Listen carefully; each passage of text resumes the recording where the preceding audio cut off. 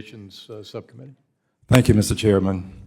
I thank the ranking member as well, and I appreciate greatly the testimony of the witnesses. Mr. Chairman, I concur with what you said about persons being priced out of the American dream. And I would add this. There are people who are not only priced out of the American dream for all of the reasons that have been called to our attention here today, but they're also priced out for another reason. And that reason is invidious discrimination, very well known as racism. This occurs when some persons of color are in financial institutions seeking a loan, and they find themselves being given a loan, if they receive it, that will have terms that are less favorable, that will cost more, and they will be less favorable and cost more than persons who are less qualified than they are, but of a different hue. This invidious discrimination is something that I contend can be dealt with, and I'll deal with that in just a moment. But for now, I would like to just call to your attention, Mr. Hamilton, that this appears to be the case. Do you concur with my premise?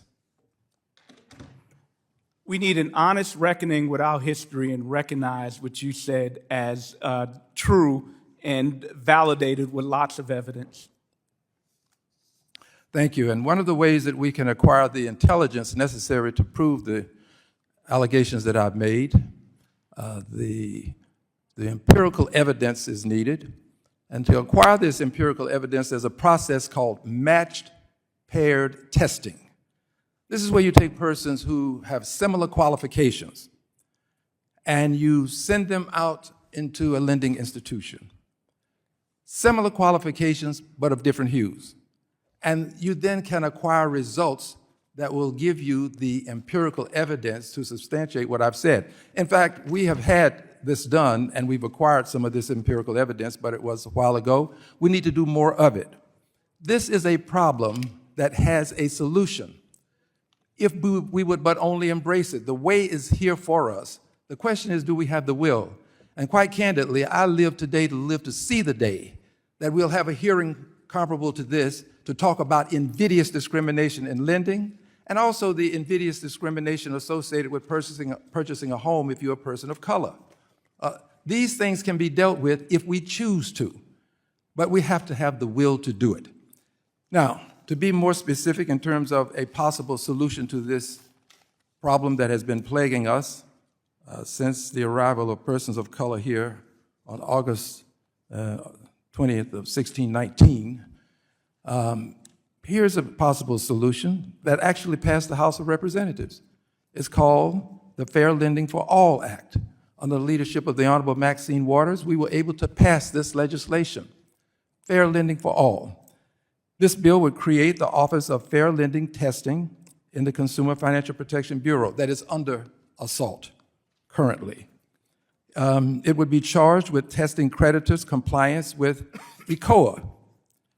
The bill would also create criminal penalties under federal law for knowing and willful discrimination by lenders when a person is applying for credit. Doesn't matter what your color are. If you're discriminated against because of your color, you ought to pay a penalty.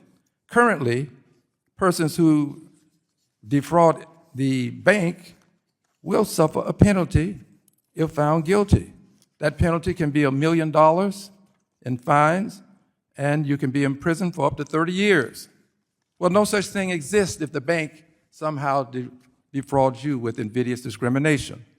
This bill would have, if passed, afforded persons who are found to have been discriminated against a penalty against the lender in the amount of up to $50,000 and imprisonment for up to a year. Hardly the same as what happens if you defraud the bank. But at least it would give us something that would act as a deterrent. I do believe that if we had the will, we could eliminate much of what we call invidious discrimination. But we just don't have the will. We deal with all of the other problems, and people of color have to suffer them. But they also suffer from invidious discrimination in this, the great country that we all know and love. My hope is that one day, H.R. 166 was the number for it last time. It will pass the House, the Senate, and be signed by a president who understands that invidious discrimination still exists. Gentleman's time is expired. Thank you, Mr. Chairman. Gentleman from Kentucky is recognized, Mr. Barr, who chairs our Financial Institutions Subcommittee. You're recognized.